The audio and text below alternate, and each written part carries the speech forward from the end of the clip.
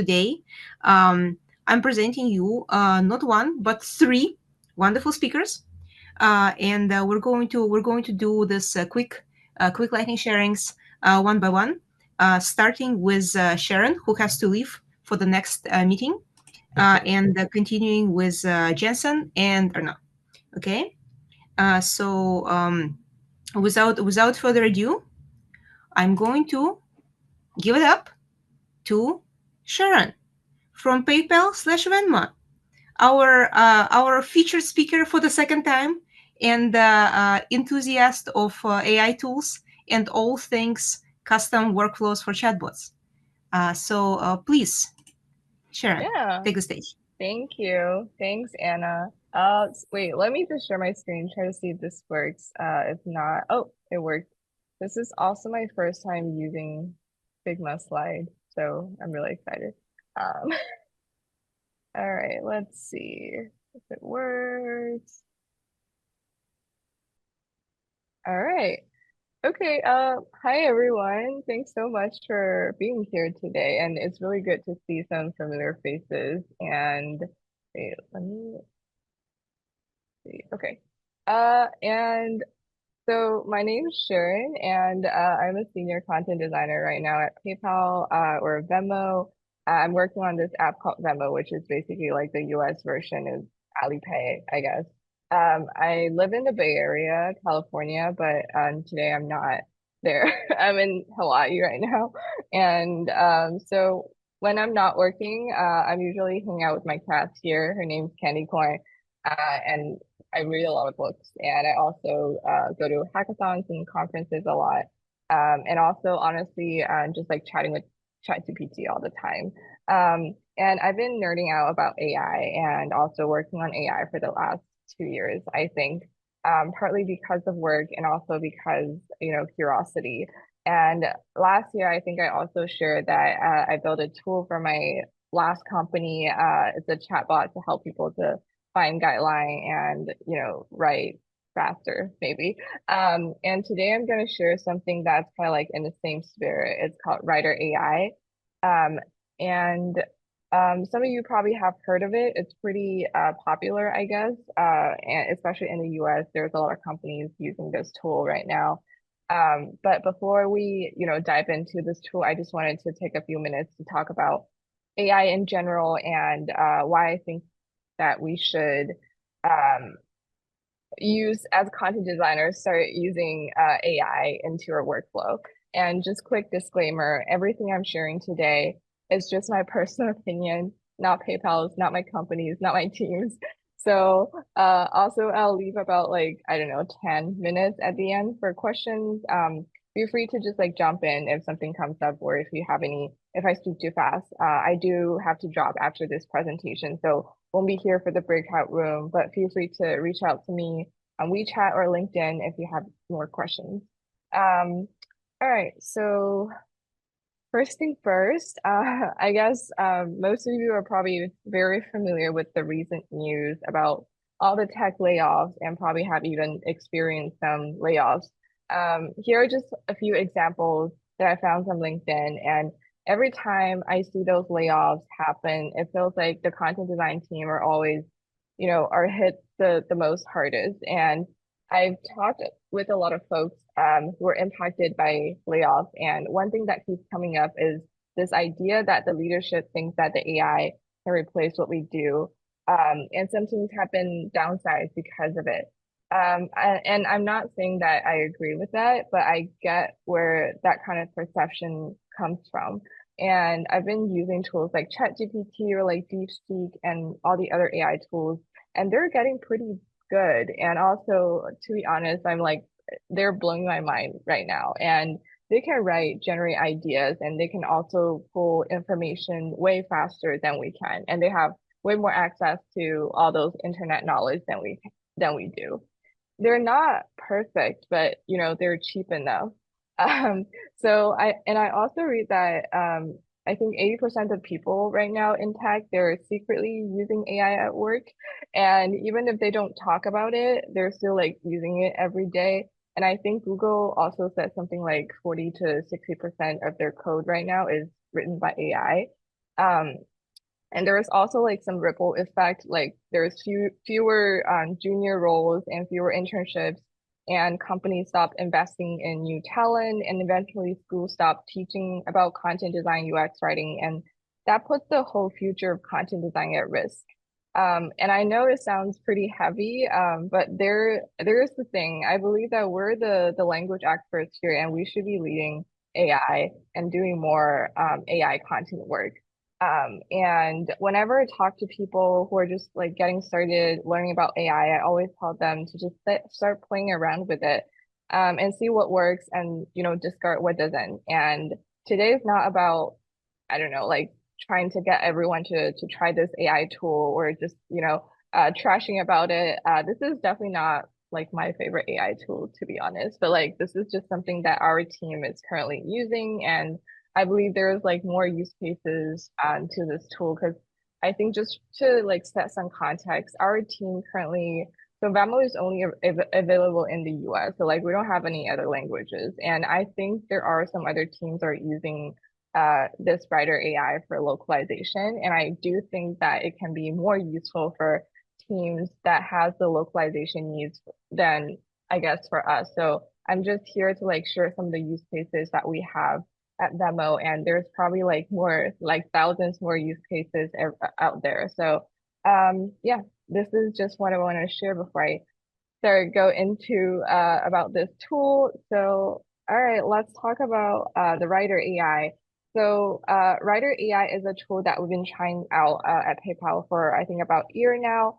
And you can use it as like a Figma plugin, a Chrome extension, or like a desktop app. Basically, if you like upload a screenshot or paste in your copy, and it will rewrite and generate new content based on our style guide. And there is a bunch of companies like Intuit are already using it. And when it first came out, it was I think aimed more for marketing teams. So writing marketing copy, I think it makes more sense to me. Because I think marketing team usually need to, crank out a ton of content at a much large scale, and consistency really matters. Or it doesn't really matter that much comparing to product content. And I'm gonna show you what it looks like at the back end. I think I'm sharing the screen right. So this is the writer tool. And so as you can see here, you can do a lot of stuff here, like you can add your system prompts, your team prompts, basically, and to tell like what kind of product you're writing for, and also like to tell if this is for marketing content, or if this is for product content, if this is for a landing page like a website, or if this is for like mobile. And basically, if for especially if you are a team where you have like multiple products and you're working on like different personas, you can create different system prompts to customize your AI agent. And then there's also a way you can put your voice principles, attributes here. And then there are some, terminology, and you can also set different rules. Basically, those are all coming from your style guides, and it looks pretty similar to any of the other style guides, I guess. Like you can also like here you can say this is the format for the days, and then you can set, I think there are a bunch of more settings here, and I'm not gonna show you everything here, but like this is something that you can set for a team, and basically we call it fine tuning, but it's not really fine tuning.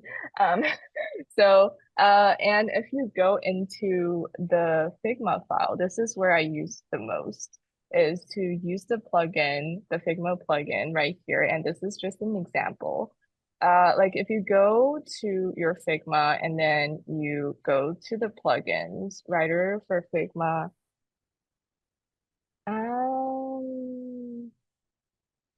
I know why it's taking so long, but oh, oh my God. Oh no. I know it's not showing up, but uh oh no. Let me do it again. Writer for Figma. Huh. Okay. All right. So if you this is the kind of like where you can ask questions. I think some of the prompts that I would usually do is I would just tell them to show me some similar copy because I don't really trust AI to rewrite everything. So I would just ask AI to show me some similar copy that's similar to this one. And then there's also a feature where you can see the suggestions, for example, using sentence keys for, for this, which is pretty, I guess, pretty common for for a lot of companies that they only use sentence keys versus, using this. So, and there's like more suggestions if you like putting your style guides into this. And of course, this is not something that we're actually using. This is just something that I made up. And then you can also see, I don't know what snippets really works here, but I think for us, for our team, we actually use like a accessibility checking feature where you can basically just like put your copy and then it's going to tell you if this is aligns with our accessibility style guide. So just something that our team use a lot is the accessibility and the copy suggestion feature. And what else? Let me see. I think those are the most commonly used tools, and I think they also have like different agents here that's like not really content related, but like you can also summarize transcript and also do like market or web research, and it's gonna basically connect your questions to different agents that they build, and it's pretty similar to ChatGPT, I think.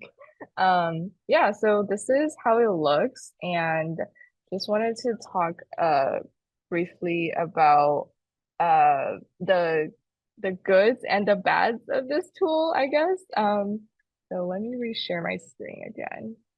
Oh, it's okay.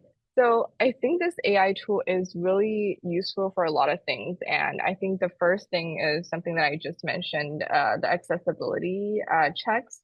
And I guess also checking for localization, I guess, is also another great use case. And I think AI is also really good for brainstorming, just helping us to think more strategically and, trying to see if there's like any new perspectives, and it's also super handy when you need to like just like write a bunch of copy at scale, like the marketing copy, or like just showing your stakeholders some copy to for review. And it's also really good at spotting those patterns. And I actually use AI a lot to help me to do some competitive review and trying to do some like quick content audit. But you have to have really good prompts with it. And I also like I think I use Perplexity to kind of like go through the subreddits and to just trying to like help me to gather some user insights, and it's been really useful as well.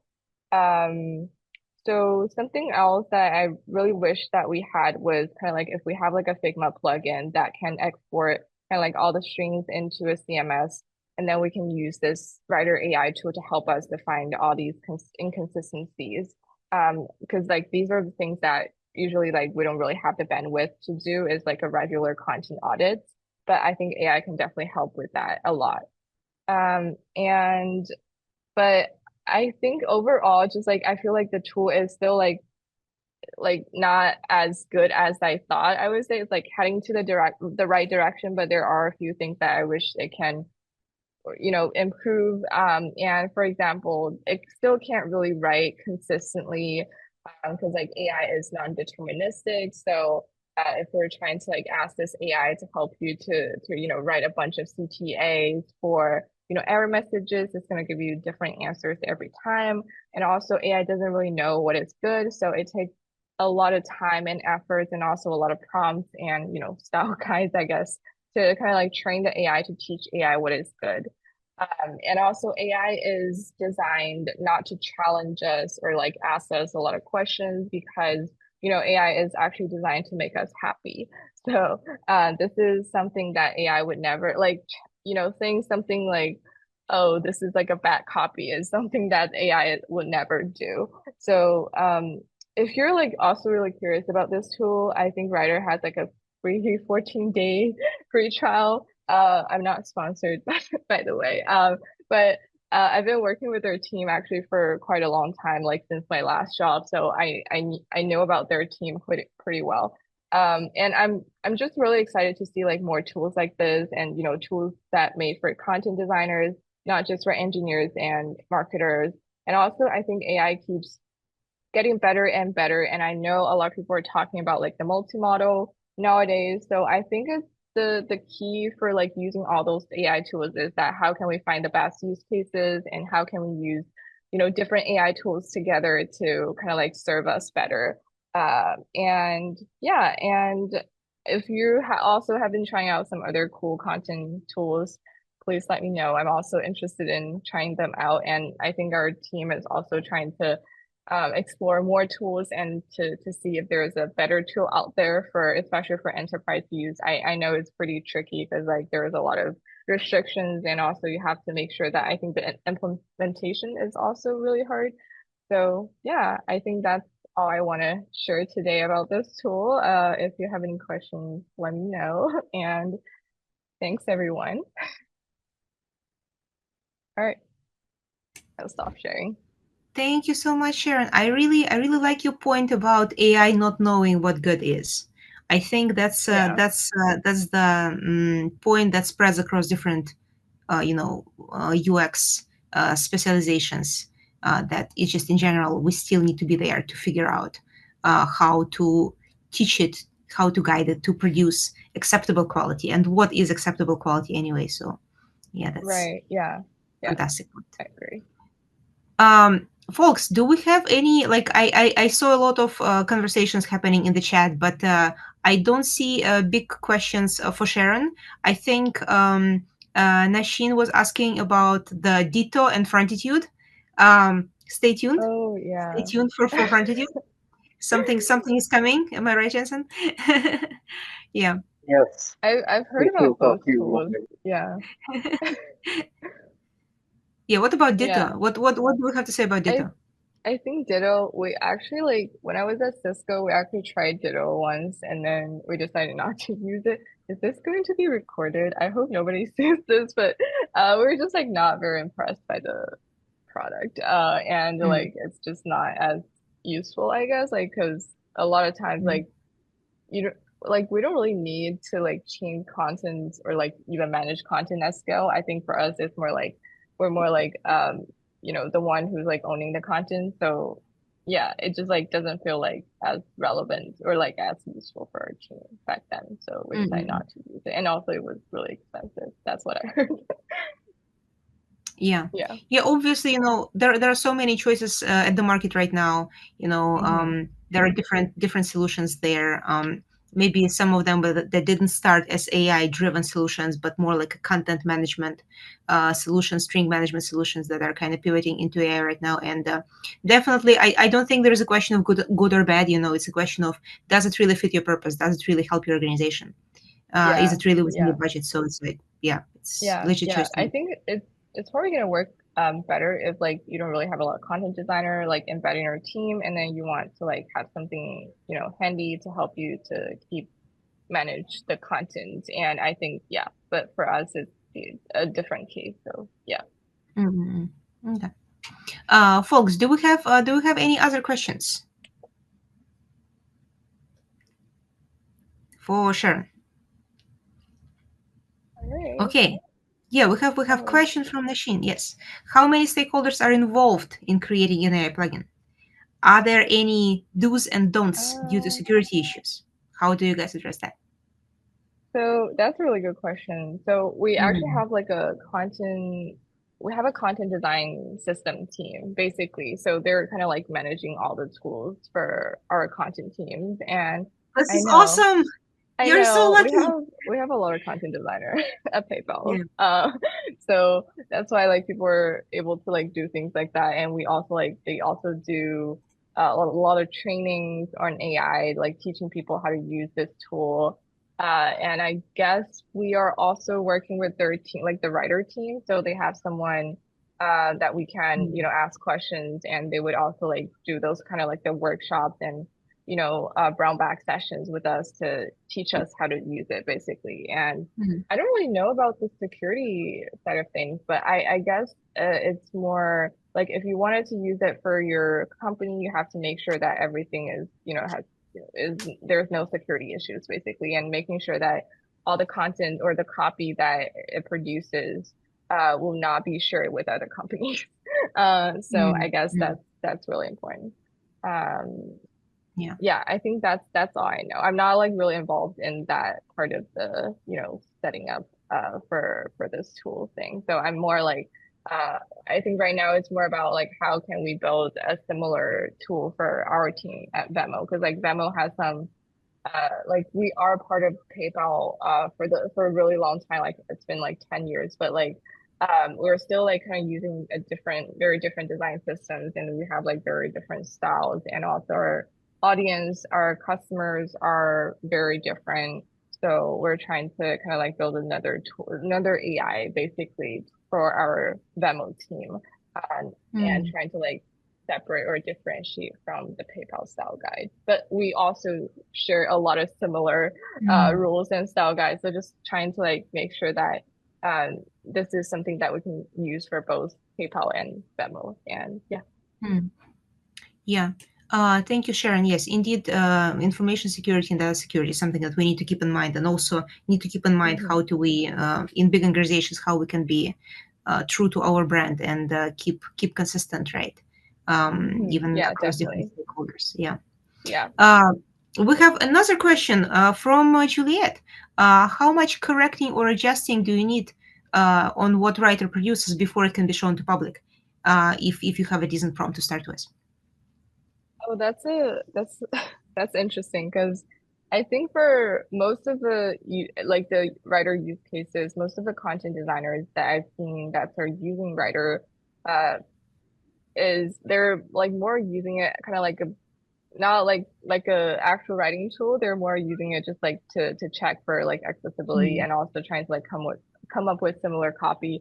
But we actually don't really want to like use the copy that's created by writer on our product, because we found the quality is usually not Mm. that great, and Mm. also there's a big issue on consistency.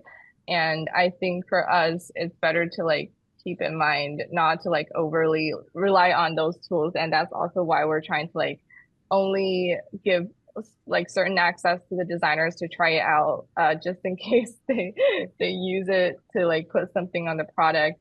We still wanted to make sure that we're the one who's like writing all the copy, and we're the one who's approving everything. So I think that's super important. And I think that's also why I feel like I need something that's I don't really know like how the LOM works from the writer's side, but I just feel like right now the copy it produces it sounds more like a marketing copy rather than product copy to me. So I guess there's a lot of things that we can do to improve this. But yeah, I don't know if that answers your question, but um Right. So to sum up, pretty much you using Writer as more like a digital brainstorming partner, right?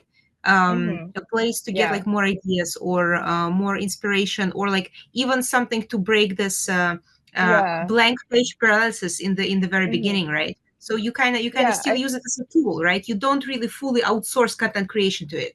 You still right. there to check and make sure it Yeah. fully meets the goals of this product. Yeah, so I think that's the idea. And also because Writer is like the only AI tool, like for the longest time, like we didn't really have like a chat GPT, like approved version of chat GPT that we can use. And Writer is like the only AI tool that we can actually use for Right. work. So sometimes people would also use Writer kind of like as a chat GPT, because like we can't really use chat GPT. So like Writer is the only approved AI tool. And then it has all these chat GPT features that you can not only just like use Writer for writing content, you can also use it for other use cases, right? Like do like market research, and you can also just like ask random questions that's like all related to content design or designing it. So that's also something that we've been using Writer for, but I don't think it's like the best use cases. And I know there are some other team who's also trying to explore Writer And for like other use cases, for example, I think the PayPal team is currently exploring the localization feature and trying to see if we can use it for localization. Um, but I do think that there are some other ways that we can probably use AI for different scenarios, maybe, but I just Mm, haven't really figured that out yet. And we're just trying to like slowly, uh, adopting it because like most content designers are pretty against using AI to write. mm. So yeah. Right. That's again. I think that's a very interesting sentiment that I not only hear from folks in North America, that I also hear from folks in Europe Hmm. that content Yeah. designers are resistant to use AI. And Hmm. maybe we can take it to the breakout rooms later. But here in China, I hear a lot of like opposite Oh, opinion, like, oh, we cannot wait to use AI. Oh, we got development team to help us create our own AI. We're so lucky. And like other hmm. people are being nervous, somebody on our company creates AI without us content people, and this is so challenging for us. Like I think the Yeah. dynamics here is a little bit different, and like people in general have, I'd say like maybe if not positive attitude towards AI, Hmm. but at least like we need to embrace that attitude, instead of like, oh, I'm not using this ever. Yeah, Jensen Yeah. Jensen nods in agreement. I hope you can shed light on it a little bit more in your presentation in a Yeah. moment. Okay, maybe one last question for Sharon, coming from Ethan. Ethan is asking how handy is Writer when it comes to terminology management, and does it provide enough flexibility and usability for term-related applications? Mm.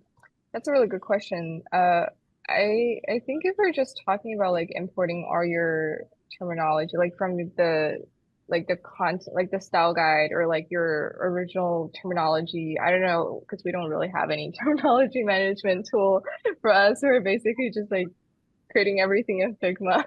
And Okay. like if you already have something like this, I guess it's probably easier for you to like migrate into Writer because like you can just like import, export everything. Mm. But I never like really tried to manage our terminology. This is also something I think we really need to work on is to have like a terminology list or like terminology management tool for us because like we don't have anything like that here, and we're basically doing everything like manually. So, yeah, I guess there was a lot to learn and as well for us. Yeah, yeah, we don't have that. You'll be surprised how many content design team like don't have that. Oh my God. Okay, okay. Learning something new every day. I feel like the teams who have to do localization, they're like naturally Uh-huh. more pressured because they get pressure from their localization peers, right? Like we need turn Yeah, base, we need to keep our translation yeah, consistent. So keep your copy consistent, If you if yeah, you only yeah. do if you only do one language, I think maybe it's less crucial. Yeah, I feel like also like if we have any questions like, oh, if it's okay to use continue or use the word okay for CTA, we're just like ask in the Slack chat like to see if other people know the answer. So like we're You use just okay basically or not? yeah. So like if you're a new content designer just joining the team, you probably like don't know about a lot of stuff. So um Oh, we'll just ask other people. well, fair enough. Or I mean, that works as long as it yeah. works for you guys. Yes, all good. That works. Okay, Yep. okay. Oh my God, thank you so much, Sharon. I think we learned a lot today about how you guys use tools, and I think it's very interesting to see how different tools are being applied in different teams, right? Because in even though both you and Jensen, you work for fintech, right? But Oh you yeah, have you yeah. have you have you have a big team. You have dedicated content designers, working on your content system. You have dedicated people working on your tools, and I know that Jensen doesn't have that much support going on, and you both might use my ideas. Like you both might use AI tools in a little bit different way. So I'm very excited to hear the presentation from Jensen and see how the same industry of fintech utilizes tools in a different way when it comes to a different scale and a different team setup. So thank you so much, Sharon, and we're giving it up to Yeah. Jensen. All right. Thanks everyone. Thanks a lot, Sharon. Amazing presentation. So yeah, let me just share my screen.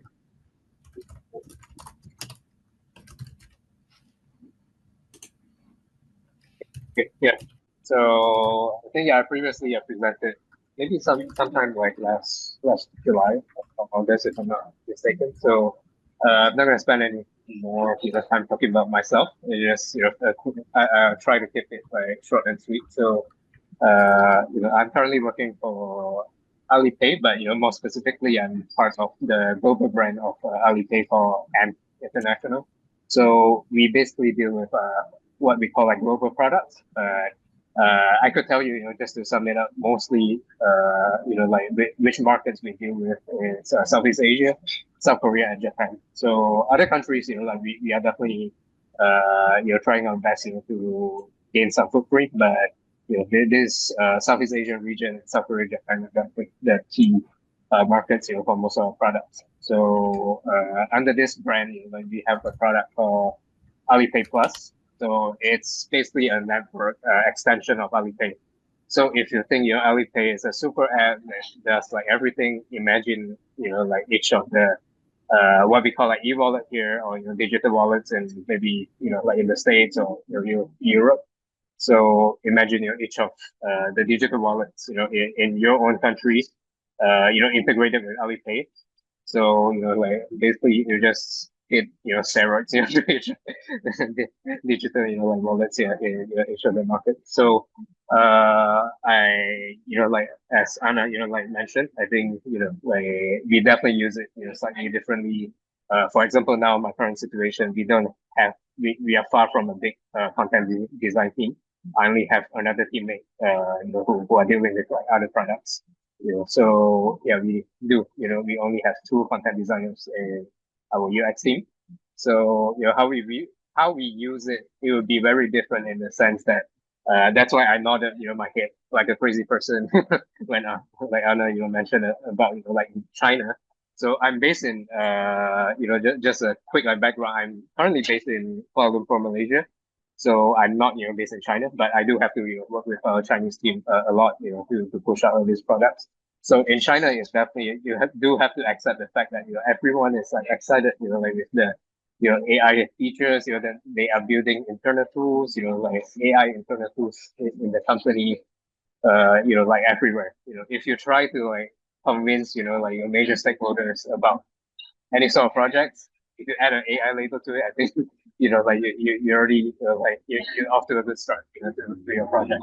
So I would admit, like I'm not like I'm slightly, like more of a AI skeptic when it comes to like the quality, like that it can produce for our content, and especially with your translations, because we do deal with like a lot of markets, and like we don't have a big content design team. A lot of the times you will see, like if they, especially a Chinese team, if they want to ship and launch like features, like into multiple markets in the quickest like manner, they would just like use like AI translation. And because we do not have like any specific content person, content folks to deal with this and to review the quality, maybe the only hope that we have is hoping we have like product managers or like operation folks, like in each of the local region, that can do a little bit of review, make sure that like that there's no funny like copies like going out. Like due to this situation, I do doubt in terms of the quality. But at the same time, like when you work with teams that are so like having such a like positive like impression like about AI, because for them maybe it's the speed, like the priority is the speed. So if you can fight them, like you should join at least a little bit, join them a little bit, like convince them, which part, like can we use AI, and which part maybe it's not too much of a good idea. So yeah, without further ado, I'm gonna go to the tool that I'm talking about today. So it's Frontitude. I'm not getting sponsored. In my previous work experience, maybe I got like a Amazon voucher, for them to buy my UX books, from doing some user testing. But like I'm not getting sponsored for anything. And also I can really use this tool currently in my day-to-day work at Alipay as well. because again, Alipay do prefer, making their own tools. But I do see there are a lot of, features that could, get reference from here. And, maybe suggest enhancements, based on the features I take, from Frontitude and, suggest to our internal team, hoping that it could enhance our internal AI writing tool. So, I think, like just now in the chat room, everyone's asking about Lido and Frontitude, yes, Frontitude is known for mostly like copy management system, known for like you can make like UX copy components. So let me just maybe unlock this so you can see some screens that in my previous job that like I use Frontitude to manage like our UX copy components. So it has a plugin where you could like edit the copies like inside the plugin. So it makes it a little bit more systematic in that sense that like you're editing a copy viewing, like are there any statuses, like is this a new copy or like has this been on? And it also has a copy library feature where make it like easier for us to manage all the repeatable generic copies that we have, like so many of them. It's so hard to maintain the consistency if you just start from scratch like in every design mockup. So we do have like this copy library feature that I found the most attractive when I first started using Frontitude in my previous job. So in this sense, like my two previous jobs, I was the sole like content designer slash UX writer. So I needed this even more just to make sure that I could simplify my workflow and basically improve my communication with the engineers and designers in this sense. So but it's not only currently, it's not only known for the UX copy management system anymore. I think maybe 2 years ago, they first launched a UX writing tool. I'm just showing a bit on like how it looks like here. Later, I go through a little bit of demo of Figma itself. But yeah, right now, like to kind of further, like progress themselves, as a brand or as a tool, like to help like UX writers, like content designers, they do have, like this AI writing tool where you can just use the plugin, launch it, on your Figma, scan, like any frames, like on your design mockups, on Figma, then, set it up, maybe things like, just feed, like some background or some information about your company, such as your company industry. So before Alipay, I worked in social media marketing app provider before. So yeah, you do have this industry, company type, target audience. Just do it up. Then like able to like prompt out similar like plugins as the management tool, but then in this sense like it is providing some sort of feature where you can select the tone, like you want to shorten it, keep it at current length, or like expand it, and so on and so forth. You could even upload instructions or even take it like from your guideline, and then just like copy paste. For now, they still don't have a feature where you can upload maybe a PDF file or a Word file for your content guideline directly to it. You still have to set it up like on the web browser tool itself. But yeah, I think like this is a good start just to kind of scale copies. And in a way, I feel like like these are AI tools like it's always good to kind of start it off, especially like for us in Alipay, we have so many markets to take care of, and they will not be happy if you tell them that I would need to source up translators, translation like vendors, agency for each like language in so many markets. So they won't be happy whenever like they hear this is gonna slow down like the shipping timeline. But with this sort of tool, at least like we can get off a good start with our stakeholders. Show them that like we can still like start off well with like good enough of English copies or any sourcing of language copies using this sort of tool. Then after that like we take care of the part where like we work with translators or even like any internal teams that are doing translation themselves. at least like we have a strong, solid, like first draft. When it comes to dealing with a team that is moving quick, shipping out like features, in a fast pace. I think that's really important. So I'm going to get to the demo quickly. So this is I'm going to maybe do a little bit of a demo for like two screens. So this first screen, it's kind of like a flow where you just provide your bank details so that like the influencers can get paid from joining like a marketing campaign. So let me just maybe what I will show a little bit. It's the page title.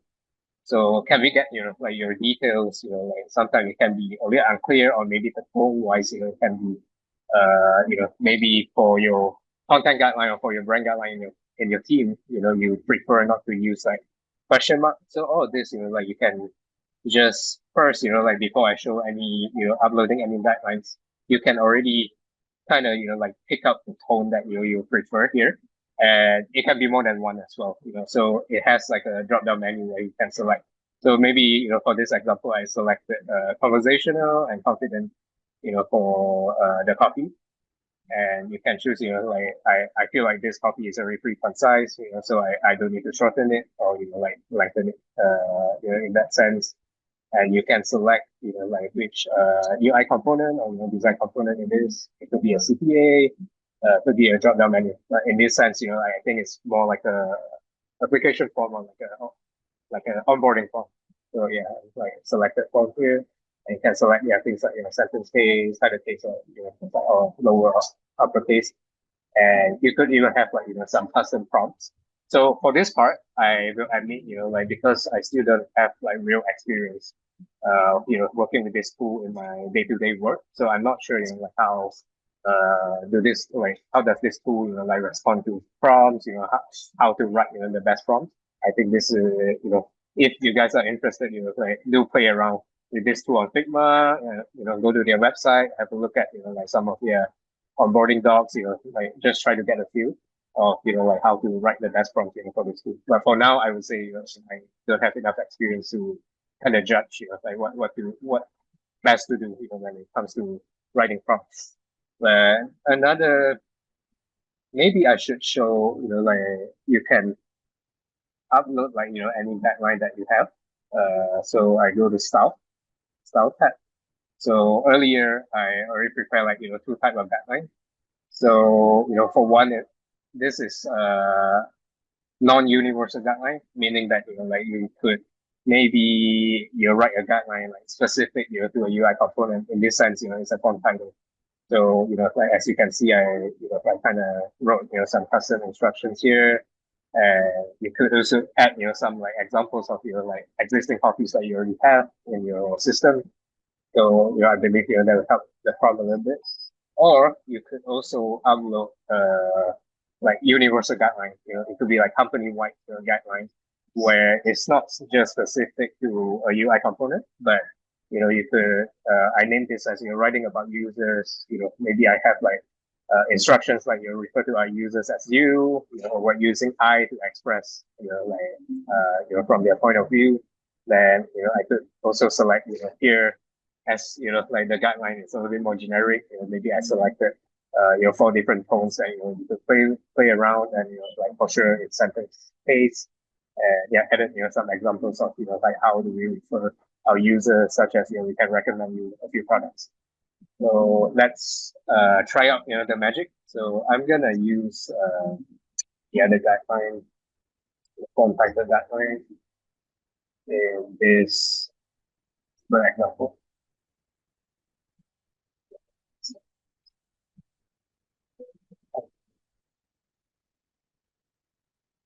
Use a guideline. Yeah.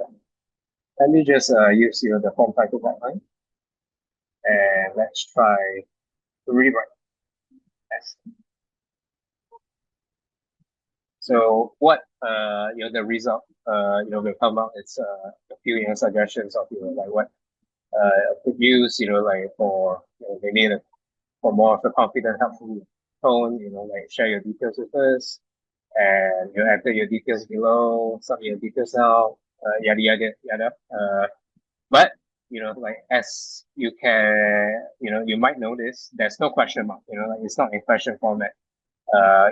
In all these suggestions because I already added, the custom instruction for form title. Don't use any questions.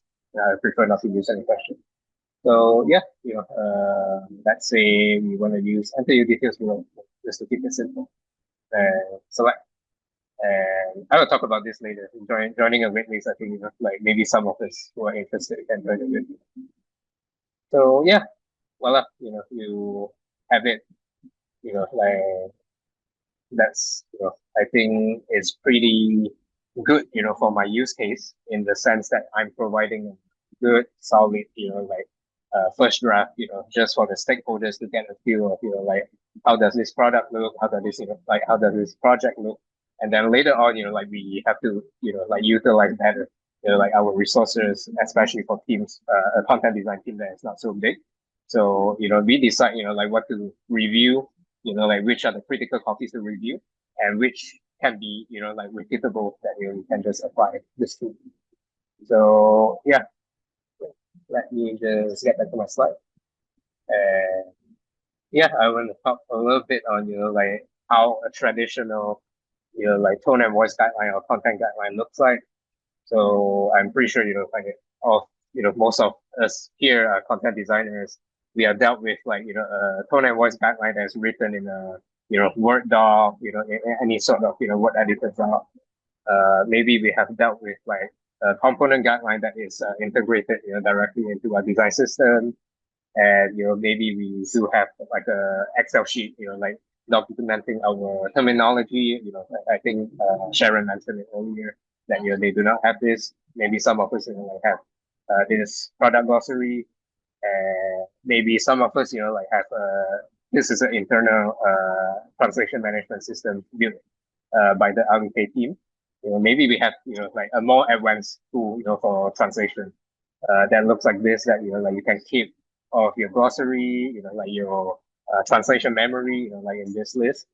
So I'm just excited, although, like I mentioned I'm a little bit of a skeptic, but, like I am excited how it can look like, how we can kind of revolutionize, how we use guidelines, how we use content guidelines, where, we can turn it, into a guideline that, like if even writing guideline, that might be a big responsibility as well, for some of the content designers, where you can, like have a solid template, to start from, and you can choose, like, let's say for those more generic copies like error message, CTA buttons, you can, use this writing assistant, just to help you, to like start off, like quick, like show it, to your designers, show it to your product managers that are chasing you, to ship out, like this feature.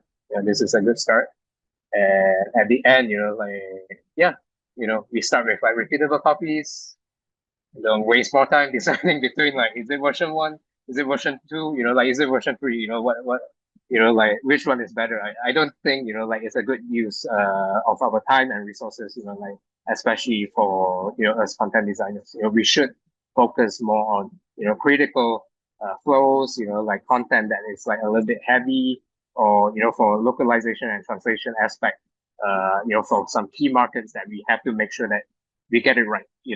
There's no funny copies just because we translate it from Chinese, like into let's say Bahasa Indonesian, the Indonesian native language. So other stakeholders, like AI, started off, especially the stakeholders are very, excited, like about, like AI tools. Yes, start off, telling them, yes, we can use AI to start it off. It can do the job, like placeholder tags, like all these tiny copies. This isn't important, for us to, kind of, what do you call it, like spend,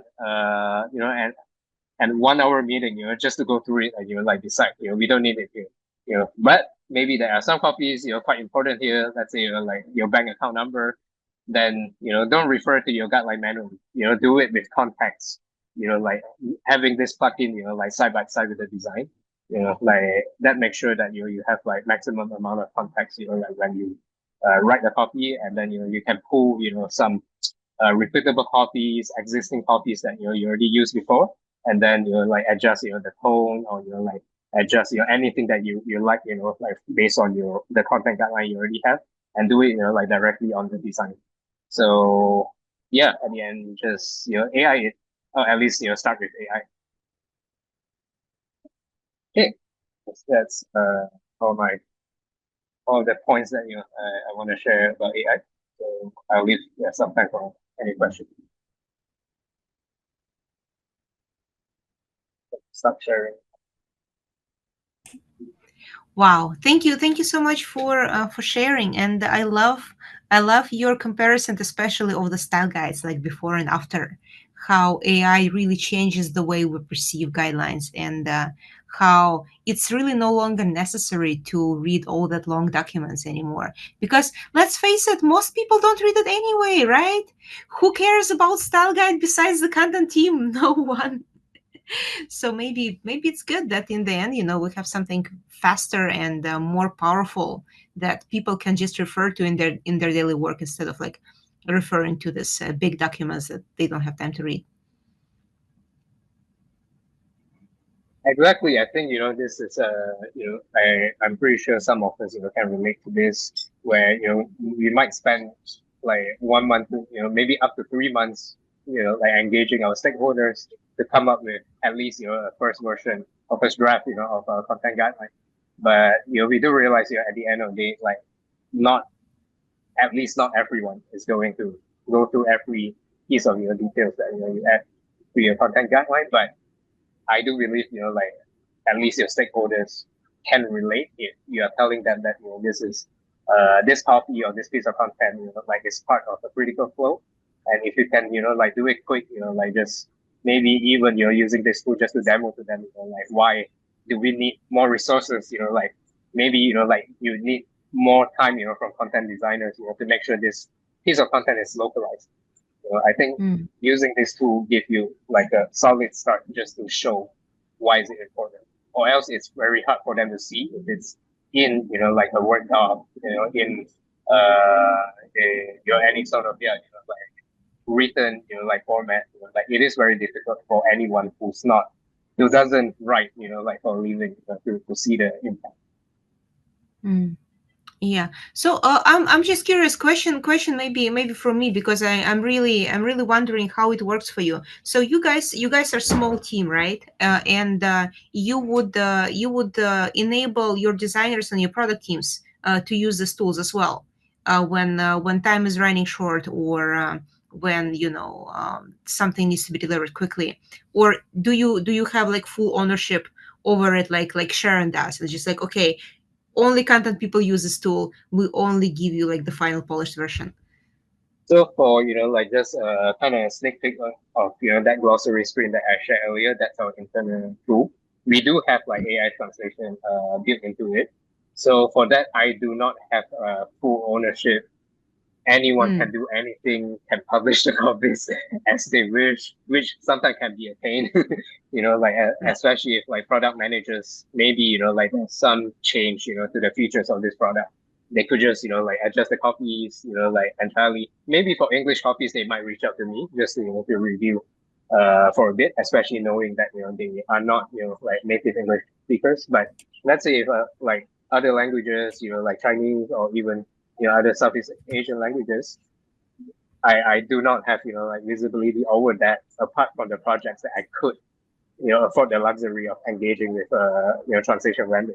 So if this is going to happen like in the company, I might as well like give them a tool that like that provides a little bit more context, that has a little bit more room for them to see like what's good copy, what's bad copy, so that like they could at least ship something that is not that detrimental. Right. Yeah, I think that's definitely one of the strategies to employ, right? When you super short on resources, when you're super short in time, at least AI can prevent like really terrible things from going online. You know what I mean? Yes, exactly. And but that is also like something that like, are you at it's a question between like, have you done enough background work, have you added enough context like to your AI model, to come up with something that is okay, at least serviceable. Which like in some situation, I will admit like it's a completely like new features, at least it's not a new product, and like we just start like publishing like AI generated copies in the first draft.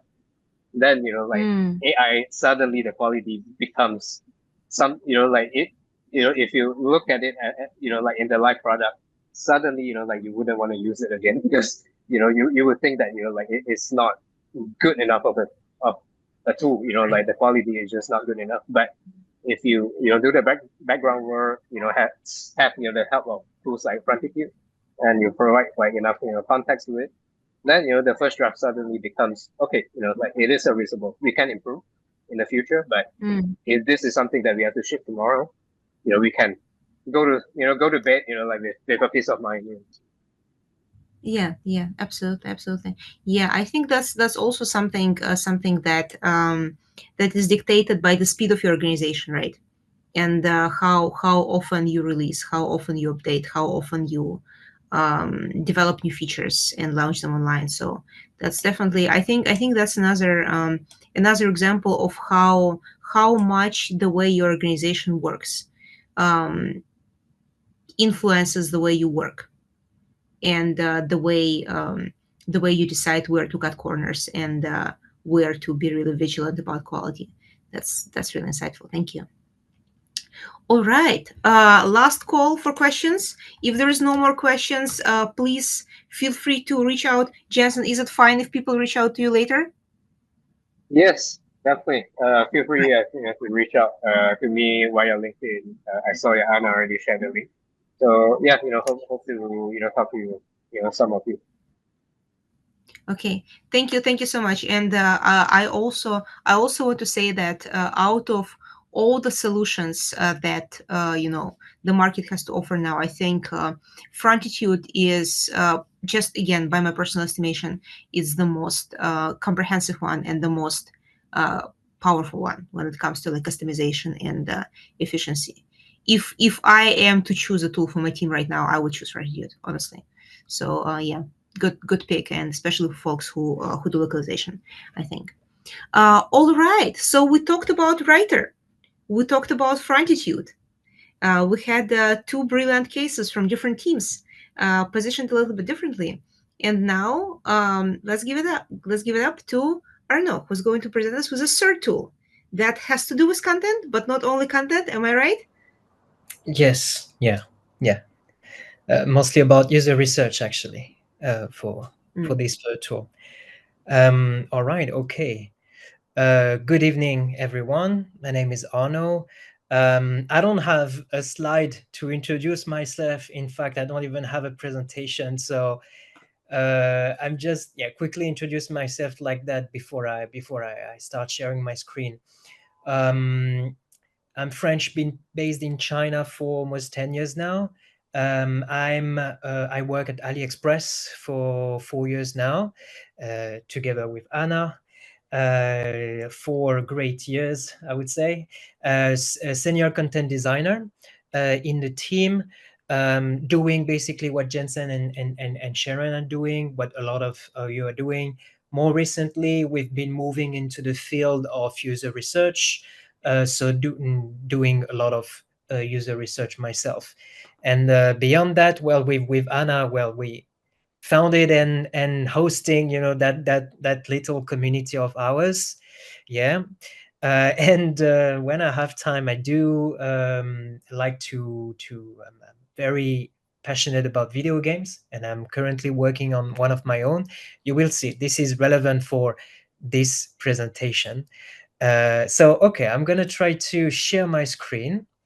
Um, okay, can you all see my screen? You should see my screen, the gallery view of Zoom. Okay, I assume so. Okay, all right. So my presentation today is on a good old, YouTube. For those of you who worked in Alibaba, you know it. For those who don't, it's basically our own Notion. So first, a bit of background. So as I was explaining, our team recently has been moving into, doing more user research. So it can be quantitative research with survey, or more qualitative one with user interview, or unmoderated usability study. And as we progress in this field, so we are learning new processes and methods to conduct research, and we try to do it in a way so that our reports, our research can get the most impact to our stakeholders. But as we are exploring new method quickly, we realize that the user research process includes many steps. Some of them are very repetitive.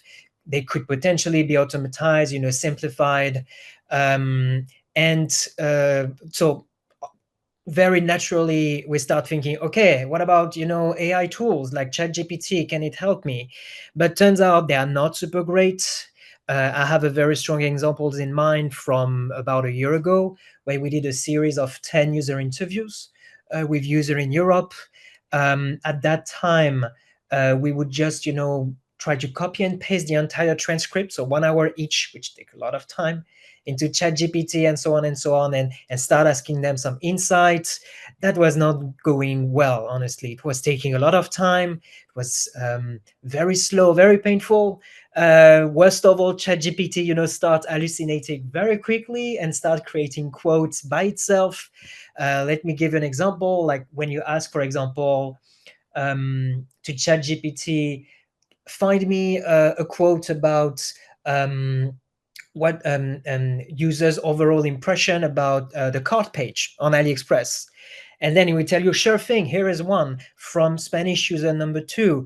The cart page is fine, which with a timestamp and so on, but that doesn't exist at all. You could not find this code elsewhere. So those of you in the room who are doing user research, and I know that there are some, like Juliet or Anna, I mean, using ChatGPT, become extremely limited. So we get back to that in a minute. So the question that quickly popped in my mind was how do we reduce the time needed to initiate, conduct, and complete user research? How can we save time, basically? But for those of you who are not super familiar with the user research process, it could be summarized pretty much like this, right? Steps can vary depending on the method you're using, depending on the time you have, all right? But generally speaking, we could say it starts like this, with the entry point. You try to scope, the research that you have to conduct. You have to plan it out, to conduct it, to analyze the result, to synthesize them, and then to start sharing them, document them, and so on. If we go into a bit more detail, fantastic, I can zoom in. U-Trade is superior to Notion, let me tell you. So the entry point is basically you identify the research topic. That's the point where you sit down with your stakeholders, try to understand their requests. When it comes to the scoping, that's when you try to avoid, scope creep, making sure that the scope stay quite relevant and focused to the research. That's where you start, um, uh, uh, defining the questions you're going to ask. But before that, the research objectives very clearly, you align your expectation with stakeholders, and so on. And then when it comes to the planning, that's when you identify, the right method, the timeline, who is responsible. Think a bit about the logistics, right? Because when you do some user interviews, you might need a room. If it's done on site, you might need a mic, you might need cameras, 1, 2, perhaps several cameras. Who is going to do the interview? If you are an international company like we are, or like Jensen companies, Alipay is. Probably, the stakeholders, your stakeholders, speak only one language. In our case, it's Chinese. So you need to find a way to get the point across them, in their language. So you need perhaps translation, moderators, and so on. Okay, and then when you come the actual step of conducting the interviews, right? Note taking and transcription, which can take a lot of time if you don't have strong tools for that. But fortunately, AI is just getting better and better for this as well. Very useful. You get all your data that you analyze together. You find some common theme, that you cluster together. You start thinking about the quotes that you want to use, the charts that you want to draw, and then you put everything together. you share the presentation, and then you document. For the documentation, it's basically how you store the research that you did already, to make sure that would be useful for other user researcher in your unit, in your organization, or for any other stakeholders, designers, product, and so on. This is how you can reuse the research you've been doing. This is how you can capitalize heavily on all the research you did, right? So that's a lot of steps, right?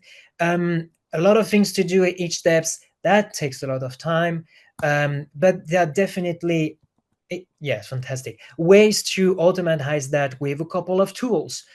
For example, when it comes to the planning, Claude can allow you, to think about the research objectives that you would have, even though I believe it's probably done better by yourself. We come to that in a minute. Claude can be extremely useful when you have to come to create your research guides and the scripts, which is basically the questions that yet you will have, using Perplexity, in case you don't know it, it's like a how to explain, a super strong search tool. Let's put it this way. We can discuss in the chat about Perplexity. How would you define it? It's very good to do your desk research before you start the actual user research itself. Granular is very cool for note taking and transcription. And then you have this tool here that's called Brea. Same as Reveal, all Dovetail are very good for analysis, finding common theme between different set of data, usually qualitative data, Claude is also very useful here, also for to find common theme. Scribe is good to help you write your report eventually. And then you have tools like Marvin or Dovetail that are very good to record for the documentation, record all your research processes and reuse that. Okay, so the tool we are going to I would like to present to you today is this one, so called Brea, that you have here. Here's the website, the shiny website. Okay, so a few words about this tool. It's extremely useful during the analysis step of the research flow. I think it's particularly useful when it comes to in the context of qualitative research. So when you have conducted several user interviews, you have pages and pages of transcript or an hour-long videos, it's pretty useful for that. But the question I wanted to ask myself when I tested out and started using this tool is, can these tools solve the many challenges and requirements that we have, that we are encountering during the analysis stage, which is the large amount of data to analyze this? Remember, ChatGPT was not very good for that. Okay, find meaning across a lot of messy data, identify sub themes between all of this, or identify common things, and so on. Crafting also insights, and also making sure that those insights are backed by real quotes from the right participant with timestamp, because that's always much easier, right? So how does this tool work? It basically does AI analysis and thematic clustering, right? So you jump into it a large amount of data and it will find common theme between all of that.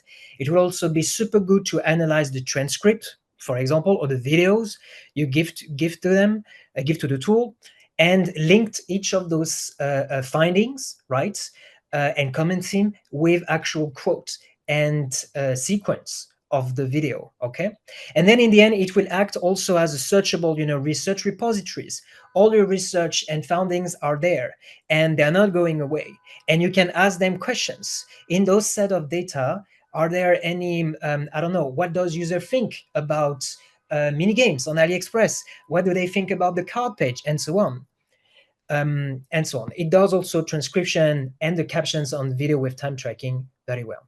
So I'm going to show you a quick video. I'm not going to do this live because you don't know how live can work, right? So I did that before. I recorded the video, edited a bit. I'm going to show that to you. But basically, as you know, I'm working on games. I'm developing my own games. And recently, I organized some play testing sessions. My game is in a very early alpha stage, really, playable, but definitely not ready. and I tried it out with 3 or 4 people. I planned with them some play testing sessions when they had to play the game, and I wanted them to, and I recorded everything, and then asked them some questions. So then I dropped those 4 play testing session of 30 minutes into Brea. Don't mind the T. It's just like in French, the T is silent. It's Norwegian, so they looks like they're like the French. They have a lot of letters that not needed.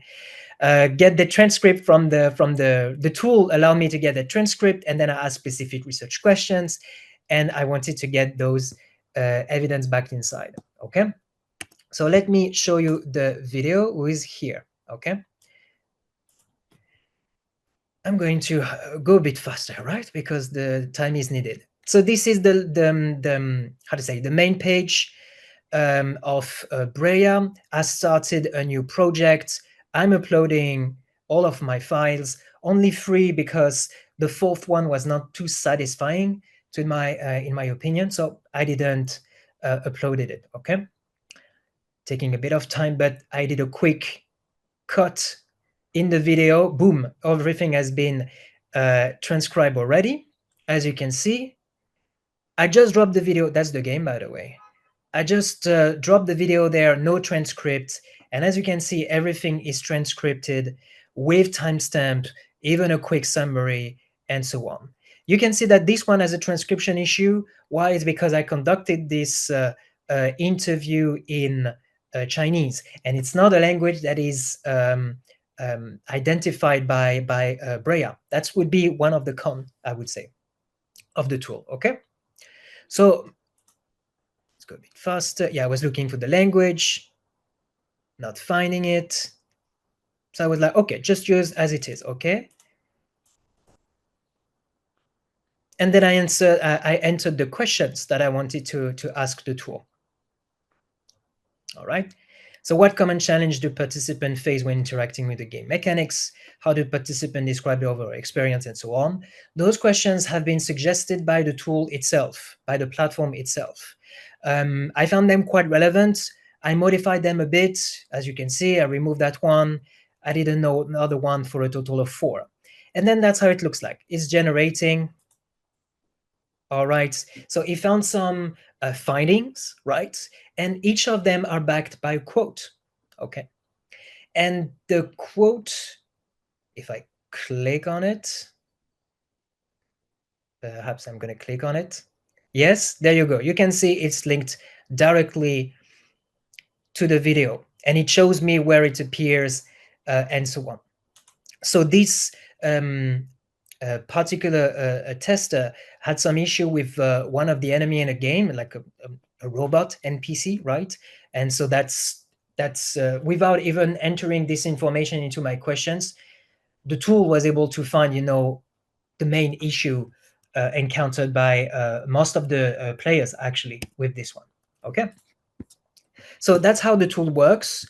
The demo is here, and I found that very, very convincing. But I asked myself, the tool is, you have to pay for it. It's like $14 per month, sorry, $20 per month with a 14 days free trial. So I asked myself, not everyone can pay for a tool like that. So are there any other tools that you could use for? So we saw it, ChatGPT and DeepSeek have some drawbacks, right? They tend to, to go to make the quotes very, very short and sometimes too simple, not enough, with not enough insight on it. Sometimes the quotes are not real, simple. Sometimes they are misattributed to the wrong participant. That's a oopsie. List of observations per participant that are way too short as well. ChatGPT and DeepSeek, I found them very similar in the fact that they tend to try to get the job done as fast as possible, right? But Claude 3.5 Sonnet, I found it quite interested with a bit of prompt engineering. Claude in itself is able to manage a lot of large, big, set of data, such as transcription. So very useful for that. And then with the right, prompts, you can get some very, very convincing results. I tried it on an Alibaba project, so can't show you here, but trust me, it is pretty convincing. And if we compare both, as you can see, they're both quite good at, in my opinion, are attracting, some quotes with little to no hallucination, right? Even zero hallucination when it comes to Breya. And then identify, sub themes, um, crossing them, cross-checking all of that, then getting some good insight as well. Of course, Claude cannot do transcription like Breya can do it. Also, of course, it's not a researchable, repository of past reports. But you will see also that none of them is good at create recommendations or like strong insights or jobs to be done. And the reason is like, and those would be my final thoughts, it's like those tools are good to for the analysis part of the user research. They are good to help you process a lot of data quickly, much more efficiently. You could easily spend like 3 hours instead of eight, in doing this, or perhaps 2 hours if you are experienced with it. But they do not replace your critical thinking. And when it comes to insight, or recommendation creation and jobs to be done, after the report, to me, these remain very much a human task, because you and I'm going to stop sharing here my screen, right? Because to me, it doesn't replace the fact that you as a researcher, your client, or your stakeholders, your collaborators, what insights they might be the most interested in, what they are working on, and also you can format it in the way that will have the most impact to it. And that an AI tool can it's very hard for them to replace you. So there you have it. The whole user research process is, as we saw, it quite complex, but there are some steps that we can definitely automatize using AI. Analysis stage is one of them, and that tool that I just presented definitely can help you. But in the end, it's still a very, very much a human task to provide the right insight to your business and get your point across. That's it. I'm done. Thank you so much for sharing. Oh my god. Every time when I think you cannot impress me anymore, somehow you still manage. Okay. Thank you so much for sharing. And yeah, I think you're making a fantastic point about, despite the abundance of AI tools that can optimize or cut some time from your analysis, you still need to be very critical, right? You still need to be very critical about that, and you still need to use your knowledge of users and platform to give full analysis and kind of double check after the AI generated results. Yeah. And just kind of trying to bring it back to the content part. I was sharing it later in the comments, and I also want to share it with you, Arnaud. I think it's also very useful for content designers who are doing social listening, for example. Imagine you want to understand what people think about your app or content on your app, right? You can just export all the reviews from Google Play Store and do the same thing with the same tool. Or collect from social media. You collect some social sentiments about your content or the perception of your brand, and you can do the same thing to get more insights on your content as well. Yes. So yeah, for folks here today who are more content focused, I think it can still create value, and definitely it's good to know how to do that, especially for researchers. And I know we do have some researchers here online, right? We have Juliet, at least Juliet. Maybe some other folks. If you are a researcher and somehow I don't know about it, please let me know, because also I'm hiring in US in the US mostly at the moment, but still. So yeah, if there are any questions, guys, please shoot in the chat, or just feel free to jump out and unmute yourself and ask your question.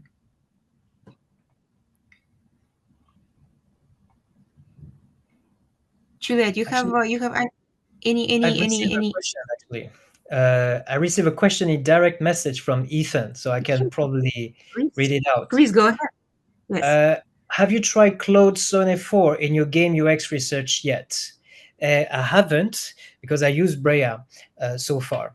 I used Claude Sonnet 3.5 recently for some other research, not game UX research. Yeah. All right. Any other questions from folks online?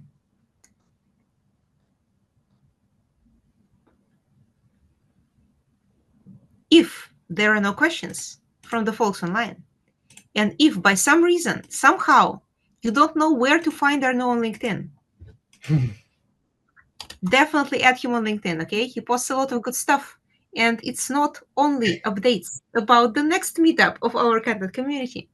It's also updates on his game, right? So if you want to know where the story is going, please follow Arnaud on LinkedIn, and also drop him a message or ask him his question on LinkedIn.